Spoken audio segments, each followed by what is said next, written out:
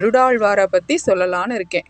கேட்கலாமா? பல 100 ஆண்டுகளுக்கு முன்னாலேயே ஒரு சுண்ணாம்பு காரைங்கெல்லாம் இருக்கும்ல, அதுலேயே ரெடி பண்ணி பெரிய பீடத்தை ரெடி பண்ணியிருக்காங்களாம். சுமார் 20 அடி உயரத்தில் இந்த கருடனை உருவாக்கியிருக்காங்க.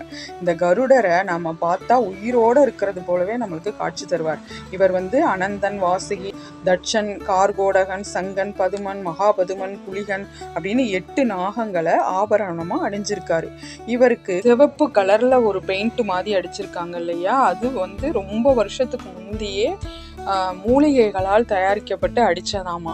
அந்த பழமை மாறாமல் அப்படியே இருக்கணுங்கிறதுக்காக இன்னமும் அது மேலே பெயிண்ட் அடிக்காமலே இருக்காங்க. புதுப்பிக்கிறதுக்கு நல்லா புதுசாக இன்னும் பளிச்சுன்னு வரணும் அப்படின்றதுக்கு பெயிண்டே அடிக்கலையாம், அது அப்படியே இருக்கணும் அப்படின்றதுக்காக.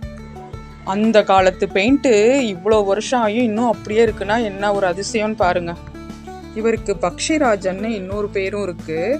இவர் பேருக்கு தகுந்த மாதிரியே இவரது கை, கால், நகங்கள்லாம் அது போலவே வடிவமைச்சிருப்பாங்க. ரெக்கைகள்லாம் அது போலவே வடிவமைச்சிருப்பாங்க.